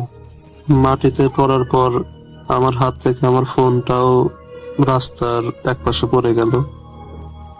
আমি রাস্তা থেকে আবার উঠলাম, উঠে আমার ফোনটা হাতে নিলাম, নিয়ে আবার হাঁটা যখন শুরু করলাম, পিছন থেকে আমার নাম ধরে আস্তে আস্তে কে যেন আমাকে ডাকছিল। ডাকটা ঠিক এমন ছিল, সিয়াম এদিকে আয়। ওই ডাক শুনে আমি একবার আর পিছনে ঘুরি নাই, আমি আমার মতো সামনের দিকে হেঁটে যাচ্ছিলাম।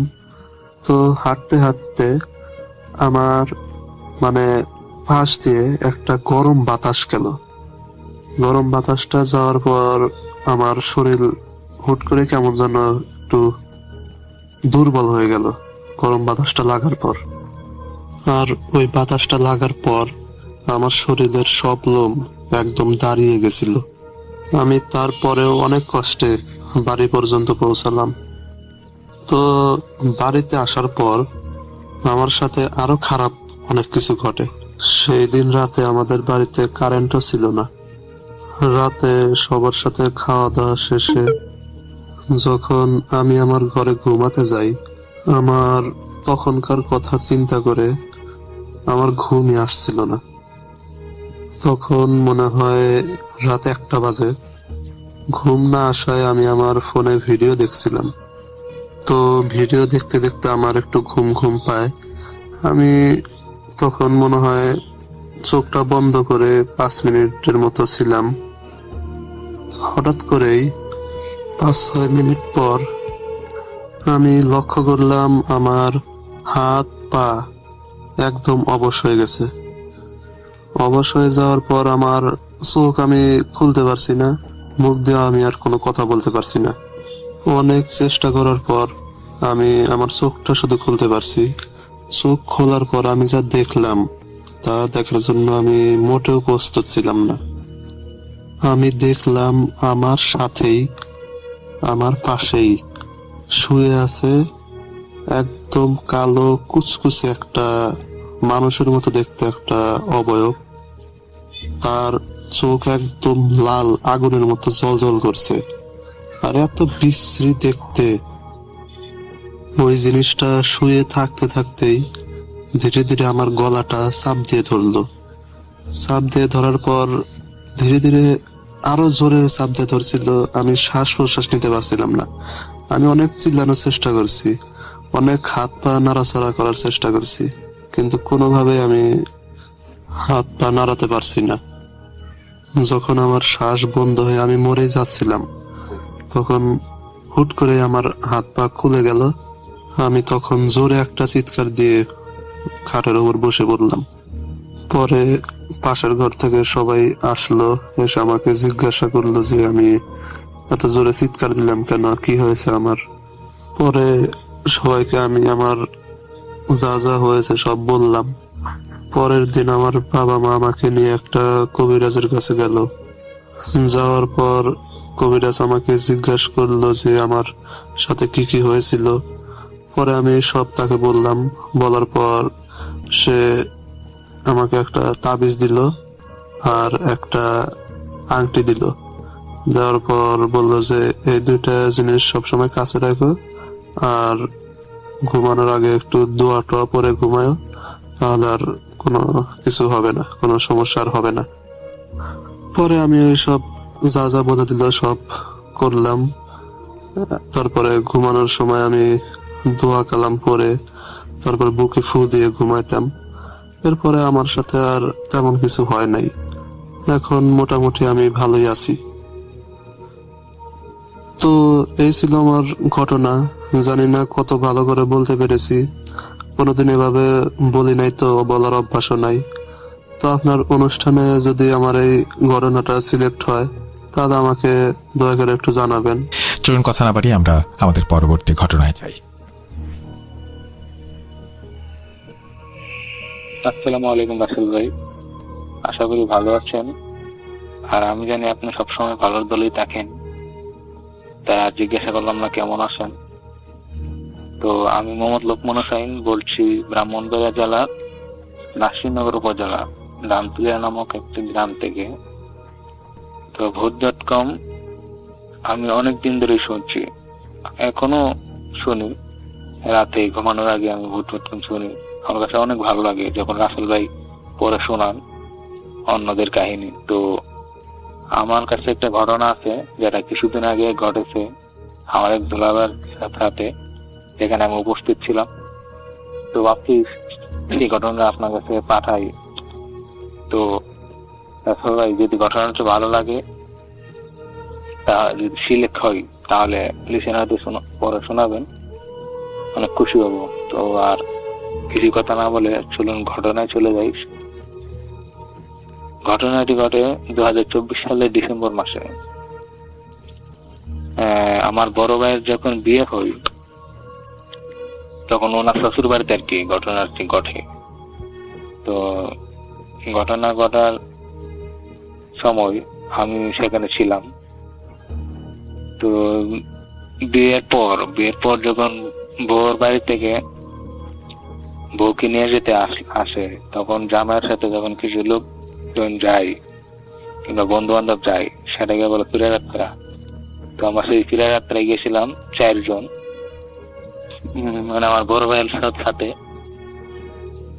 আমি, আমার বন্ধু, আমার দোলা ভাই এবং বড় ভাইয়ের একজন বন্ধু, আমরা 4 জন। তো সেখানে গিয়ে ঘটনাটি ঘটে প্রথম রাতে। সেদিন আমরা যখন গেলাম, যেতে যেতে সন্ধ্যা হয়ে যায়, সন্ধ্যার আগ পর্যন্ত আর কি। ওইখানে গিয়ে মাগরিবের আজান দেয়। তো এরকম একটা সময়। তো আমরা সেখানে প্রথম গিয়েছিলাম, যেহেতু বিয়ের সময় তো নতুন জায়গায় সবাই প্রথমে গিয়েছিলাম।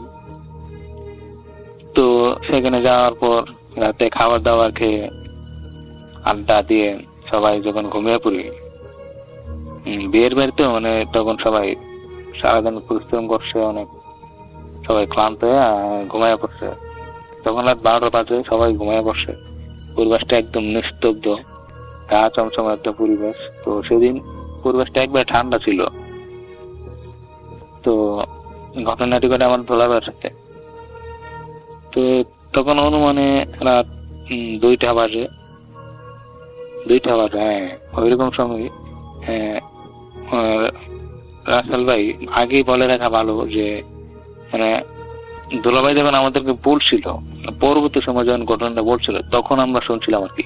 তো আমি এখন ঘটনার ধারাবাহিকতা বজায় রাখার জন্য মানে এখন বইলে যেতেছি। তো দুলাভাই ঘুম থেকে উঠে পড়ে মানে কিছু একটা শব্দ শুনে। শব্দটা এমন ছিল যে অনেকগুলা লোক একসাথে মানে হাঙ্গামা করতেছে, যেমন যেরকম যে ঝগড়াঘাটি হয় না, অনেকজন লোক একসাথে মিলে এরকম একটা হাঙ্গামা আর কি শব্দ শোনা যেতেছে। উনি সেই শব্দটা শুনে না ঘুম থেকে উঠা মানে বাইরে চলে যায়। তখন তিনি ভাবেন নাই, মানে বুঝতে পারেন নাই যে ওনার সাথে আর কেউ আসে নাই, ওনার সাথে কেউ আর শব্দটা শুনে নাই। তখন ওনার সেই হুঁশটা ছিল না। তখন তিনি বের হন। তো বের হয়ে দেখেন শব্দটা আসতেছে আমাদের তালুই বাড়ির পশ্চিম দিক থেকে। আমাদের তালুই বাড়ির মানে জায়গাটা একটু ঢালু প্রকৃতির আর কি। নিচের দিকে গিয়ে মানে এখানে ফসলের জমি আছে, ওখানে ধান চাষ করা হয়, বিভিন্ন সবজি চাষ করা হয়, এরকম একটা। আর পাশে জানগের পাশেই একটা ঝোপঝাড় আছে আর কি, জঙ্গলের মতো। সেই দিক থেকে শব্দ আসতেছে। তো দুলাভাই চিন্তা করলো এত রাতে এত হাঙ্গামা কিসের, হয়তো কোনো বিপদ হয়েছে, কেউ দেখিত। তো উনি সেই চিন্তা ভাবনা নিয়ে আগাইতেছেন সেই ডালু দিয়া নামতেছেন। যে জমির তালু বাইরের পশ্চিম দিকে যে ডালু দেখা না, সেদিকে নামতেছে। নাইমাই মানে তো ঝোপঝাড় পরে চিকন একটা রাস্তা ঝোপঝাড়ের মধ্যে দিয়ে চলে গেছে। তো ওই রাস্তাটা গিয়ে জমি ধান ক্ষেতের জমির মধ্যে বসে। এই দিক দিয়ে একটু জঙ্গল টাইপের, গাছ গাছালি বেশি। তো শব্দরা এই দিক থেকে আসতেছে, উনিও আগাইতেছে। তবে আশ্চর্যের বিষয় হইলে রাসেল ভাই, মানে উনি যতই আগাইতেছিলেন ততই নাকি শব্দটা কমে যেতেছিল। মানে এটা যত ছিল প্রথম যত শুনছিল তার থেকে শব্দটা একবার কমে যেতেছিল, আওয়াজটা কমে যেতেছিল। তো আস্তে আস্তে শব্দটা মিলে যায়। যখন তিনি ঝোপঝাড়ের কাছে গেলেন, ঝোপঝাড়ের কাছাকাছি রাস্তায় যখন উঠলেন, তো তখন তিনি একটু ভয় পেয়ে যান, কি ব্যাপার এত লোক হাঙ্গামা করতেছে। আর আশ্চর্য বিষয় হলো কি, মানে উনি কোনো লোকেরই দেখেন নাই, কোনো একটা মানুষকে দেখা যায় না, চিহ্ন পর্যন্ত দেখা যায় না। মানে এত হাঙ্গামা, একটা লোক তো দেখা যেত, কিন্তু কিছুই দেখেন নাই। ওইটাও তিনি অনেক ভয় পেয়ে যায়। আর হঠাৎ করে ওনার হুশ ফিরে আসে যে আমি তো একা আইসা বসে আনি, এই জায়গায় তো আমার নতুন জায়গা, এটা তো আমার চেনা পরিচিত না। তো উনি সেই জঙ্গলের মধ্যে মানে এরকম অন্ধকার, কিছুই দেখা যেতেছে না। তো ওই অন্ধকারটা দেখে উনি ভয় পেয়ে যান, কি ব্যাপার আমি এখানে একলা চলে আসলাম, আমার সাথে কেউ আসলো না। তারপর উনি ভয় পেয়ে যান, এক দৌড় মাইরা মানে ঘরে চলে আসেন। আবার ঘরে চলে আসে ঘুমায় যান। ওই দিন আর কিছু ঘটে নাই, ঘটনা এই পর্যন্ত ছিল। তো ঘটনা উনি যখন সকালে ঘুম থেকে ওইটা আমাদেরকে সেটা বলে, এবং আমরাও সেটা তালুই বেআইনে মা ওদেরকে সাথে শেয়ার করি। তো না বলতেছেন না বাজান, ওইরকম তো আমাদের বাড়িতে কোনো কিছু নাই যে তুমি শুনবা ভয় পাইবা, এরকম নাই আমাদের আশেপাশে। তো ওনারা এসব বলতে হয়, পরে আমরা ভাবছি না থাক, দুলাভাই হয়তো এমনি এমনি ভয় পাইছে, তো আমরা সেটা বাদ দিয়ে দিই, ওইরকম ভাবে মাথায় নেই নাই। ঘটনাটি ঘটে পরের দিন রাতে, দ্বিতীয় রাতে, মানে ওইখানে যাওয়ার পর দ্বিতীয় রাতে যখন আমরা গেলাম, মানে রাতে খাওয়া দাওয়া করে খায়া ঘুমাইলাম। সারাদিন আড্ডা দেওয়ার পর, ঘোরাঘুরি করার পর রাতে খাবার দাবার খায়া ঘুমাইলাম। তো পরের দিন আবার সেম একই টাইমে, মানে রাত 2টা বাজে, 2:30 দিকের মতো হবে আর কি, এরকম একটা সময় দোলাবার ঘুম ভেঙে যায়। ওনার নাকি প্রস্রাব পাইছিল, মানে পরে যখন উনি বলছিল আমাদেরকে, তো ওনার নাকি প্রস্রাব পাইছিল, ওঠেন প্রস্তাব করে দেন, এরকম চাপ দিছিল না ওনার যাওয়া লাগবে না, আগে উপায় নাই। তো উনি বের হলেন, বের হয়ে দেখলেন পশ্চিম দিকে যখন তাকাইলেন, মানে তালুই বাড়ি পশ্চিম দিকে, কাল রাতে যেদিকে গেছিলেন উনি, ওইদিকে দেখেন একবারে অন্ধকার জায়গাটা। অথচ সেই দিন ছিল পূর্ণিমার রাত।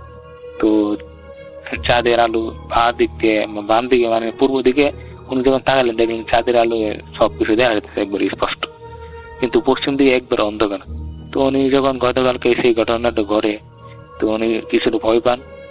তো উনি আর দিকে যান না, তো উনি আবার পূর্ব দিকে যান, আমাদের বাড়ির তালুই বাড়ি বা দিকে পূর্ব দিকে যান। পূর্ব দিকে গিয়ে মানে যান প্রস্তাব করে, ওইখানে একটা ঝোপঝাড় আছে, ঝোপঝাড়ের পাশে একটা রাস্তা আছে আর কি। এই রাস্তাটা মনে করুন কি আমাদের তালুই বাড়ির যে এলাকাটা, এই এলাকাটার মানে একটা মেন রোড বলা চলে। এই রোডটা নদীর পাড়ে চলে গেছে, তালুই বাড়ির থেকে নদীর পাড়ে চলে গেছে, মানে আড়াআড়ি ভাবে ক্রস করে নদীর পাড়ে চলে গেছে। অনেক লম্বা চোর একটা রাস্তা। তো তিনি যখন সেই ঝোপঝাড়ের কাছে গেলেন প্রস্তাব করতে, তখন তিনি একটা আওয়াজ শুনলেন। আওয়াজটা এমন ছিল যে অনেকগুলা লোক একসাথে মানে জিকির করতেছিল, ইসলামের কোন একটা বিষয়ে জিকির করতেছে। তো উনি তো আগে জিকিরের সঙ্গে পরিচিত, যেহেতু মুসলমান উনি, তো জিকির করতেছে এত রাতে, এতগুলা মানুষ কোত্থেকে আইলো, আর এত রাতে কেনই বা জিকির করবে দেখি তো। তো উনি ভাবছে কোন আল্লাহওয়ালা লোক গভীর রাতে ইবাদত করতেও হতে পারে, কিন্তু রাস্তায় কেন? উনি বিষয়টা দেখার জন্য, ভালো পরিষ্কার দেখার জন্য ঝোপঝাড় থেকে একটু কয়েক মিনিট, 1 মিনিটের মতো না, 1 মিনিটের চেয়ে কম, মানে 10-12টা কাইক মানে পায়ে হাইটা একটু সামনে গেলেন। সামনে গিয়ে দেখলেন সেই রাস্তার মধ্যে সাদা পাঞ্জাবি পরা অনেক লোক, মানে অনেকজন লোক লম্বা, সেই রাস্তাটা পুরাটা ভর্তি, সারিবদ্ধ ভাবে যাইতেছে, হাঁটতেছে আর মিছিল করতেছে, মানে জিকির করতেছে।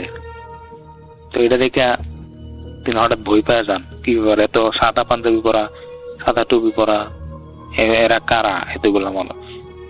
তো উনি কিছুটা ভয় পান, আর মানে ওদের চেহারা দেখা যেতেছিল না, এত চাঁদের আলো, আর ওদের মানে এরকম সাদা উজ্জ্বল ধপধপে করতেছিল এরকম আলো।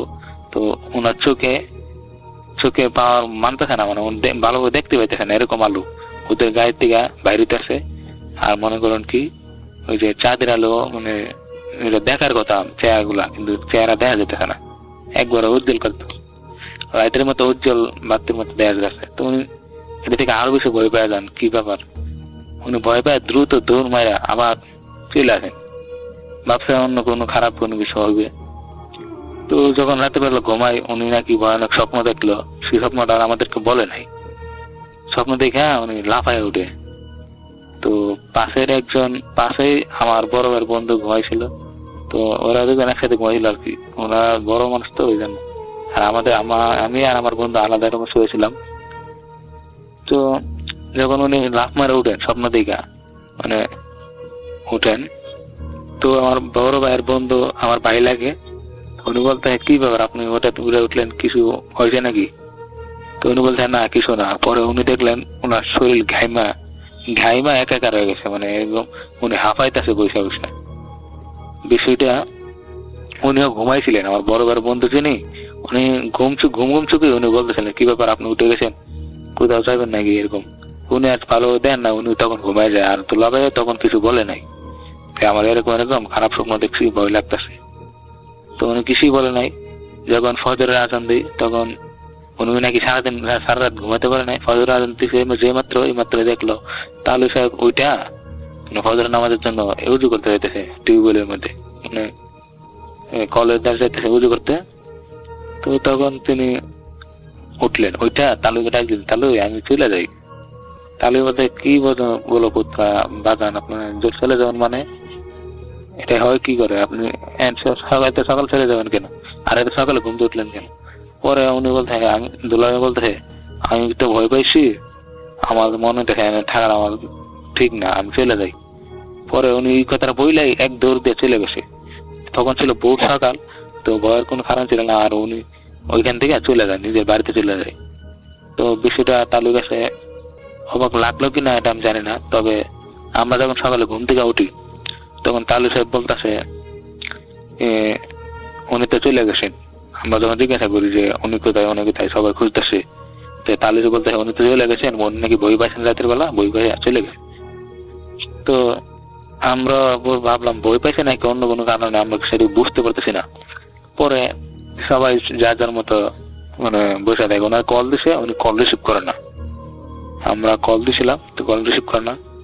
তো ভাবলাম থাক, এটা পরে মিটমাট হইব না, কি যেন গেল, এখন আর এটা চিন্তা করে লাভ নাই। তারপর আমরা সকালে নাস্তা করলাম, নাস্তা করে আমি একটু বাইরে হাঁটতে বেরোলাম। আমাদের তালুর বাড়ির পাশেই একটা দোকান আছে আর কি, সেই দোকানের মধ্যে দেখলাম তালুই বসা চা খাইতেছে। তো আমি জিজ্ঞাসা করলাম তালু মানে এটা কি করলাম, বুঝলাম না কিছু, মানে আমি তো মনে করি রাসেল ভাই মানে ভূত.com শুনি, এগুলা কাহিনী অনেক বাড়িতে হয়, অনেক কিছু থাকে কিংবা অনেক কিছু ঘটে যায়, এগুলো আমি একটু আন্দাজ পাইতেছি, মানে কোনো কিছু একটা হয়েছে, নাইলে উনি তো এত বড় মানুষ বই পাবেন কেন? তালুকে যখন এই কথাটা আমি বললাম যে উনি তো বড় মানুষ বই পাইলো, আমার কাছে অবাক লাগতেছে, আপনি আমার মনে হয় আপনি কিছু লুকাইতেছেন। পরে তালে বলতেছে আরে ওইটা কোনো খারাপ ছিল না, তো খারাপ ছিল ওইটা আমার আব্বা ছিল। আব্বা আসিল মানে কি বলতেছেন আপনি? পরে তাহলে বলতে শুরু করলেন আরে আমার আব্বা তো অনেকদিন আগে মারা গেছে, তো আমার আব্বা মাঝে মধ্যে আমার দেখা দেয় আমি কি করি, আমার সংসার কিরকম চলতেছে, আমার কি মানে চলা উচিত, মানে এগুলা জ্ঞান টেন দেওয়া যায়। আর আমার দেখা যায়, আমার ছেলে মেয়েদের দেখা যায়। তো আমার যেহেতু নাতনির বিয়ে হয়েছে, আমার সে মেয়ের যেহেতু বিয়ে হয়েছে, সেহেতু দাদা হিসাবে মানে নাতনির দেখতে আইছিল, আর নাতনির জামাইরে দেখতে আইছিল বুঝছো কালকে। তো আমি আমার বাবারা বলছিলাম যে আপনি আবার ওদেরকে দেখা দেন না, ওরা ভয় পাইতে পারে, ওদেরকে আপনি লাঠি দিয়ে বাড়ি দেন না, কারণ আপনার তো ক্ষমতা অনেক বেশি, আপনি লাঠি দিয়ে যদি বাড়ি দেন ওরা ব্যথা পাইবো, ভয় পাইবো, আমি চাই না এরকম হোক। তো এরকম ভাবে নিষেধ করছিলেন ওনার বাবারে। ওনার বাবা বলছেন না আমি শুধু দূর থেকে দেখে চলে যাবো, বেশি কিছু করবো না। পরে উনি বলতেছে তাহলে আমি বললাম গতকালকে যে জিকির করলো এতগুলা মানুষ এদিক দিয়ে সাদা পাঞ্জাবির, এগুলা কি ছিল? পরে বলতে না এগুলা মনে করেন কি এই এলাকার গণ্যমান্য ব্যক্তি, তো অনেক আগের যুগের মানুষরা একসাথে বসে রাতের বেলা এরকম জিকির করতো। তো ওনারা যখন মারা যায় ওনাদের কারেন্ট জিন অর্থাৎ ওনারা আত্মা আবার এইদিকে, আত্মা বলতে উনি এরকম বোঝায় নাই যে ওনারা আবার ফিরে আসেন, এরকম ভাবে বলছে। তাই আমি তো বুঝলাম যে না হয়তো ওনাদের কারেন্ট জিন, আর মানুষের কারেন্ট জিন তাকে আমি জানি কারেন্ট জিন। তো ওনারা রাতের বেলা প্রতি রাতে এরকম জিকির করে, প্রতি রাতে না নির্দিষ্ট কোন একটা দিনে এরকম জিকির করে। কালকে মনে হয় এরকম একটা রাত ছিল, ওই জন্য ওনারা জিকির করতেছিল। তো দোলাভাইয়ের উনি টালু সাহেব বলতেছে দোলাভাইয়ের নাকি একটা ভুল হয়েছে। দোলাভাই যদি তখন যে ওনাদের পা ধরে লেতো, মাফ চাইতো যে আপনাদের জিকিরে আমি ডিস্টার্ব করছি, আমার মাফ করে দেন, তখন মানে অনেক বড় একটা উপকার হয়ে যেত দোলাভাইয়ের। তো দোলাভাই সেই ভুলটা করে, তাহলে এরকমটা আমার বলতেছিল আর কি, যে দোলাভাই যদি মাফ চাইতো তাহলে অনেক উপকার করে দিত, উপকার ওনারা করে দিত দোলাভাইয়ের। তো দোলাভাই সেটা করে নাই, বরং ভয় পায় আর বাসায় চলে গেছে। হাওস টাওয়াস কইরা মানে ওদেরকে বিরক্ত করছিল, হয়তো ওরা একটু ভয় দেখাইছে। তো তাহলে বলতে এতটুকুই, উনি বই পায়ে চলে গেছেন, ওনার মানে বোকামের ফলে উনি এরকমটা হয়েছে। পর আমি বললাম তাহলে এটা তো আপনি আমাকে আগে বলতে পারতেন আমাদেরকে। পরে বলতে না, তোমাদেরকে যদি বলি তোমরা আবার রাতের বেলা বাইরে বানা, ভয় পাবে এরকম, এই জন্য বলি নাই। তো এইভাবেই উনি কথাটা শেষ করে। তো আমি বুঝলাম ও ঠিক আছে। পরে এইভাবেই ঘটনাটা শেষ হয়ে যায়। তো আসল ভাই এই ছিল আমার ঘটনা। তো ঘটনার কতটুকু ভৌতিক আমি জানি না, লিসেনারদেরকে কতটুকু আনন্দ দিতে পারবে আমি জানি না, তবে আমার কাছে বিষয়টা খুবই অদ্ভুত মনে হইলো, এই জন্য আমি পাঠাইলাম। তো আমার মনে হইলো বুদ্ধক্রমে এটা শেয়ার করি, দেখি। তো রাসেল ভাই যদি ঘটনাটা ভালো মনে হয় তাহলে শেয়ার করবেন, লিসেনারদের শোনাবেন।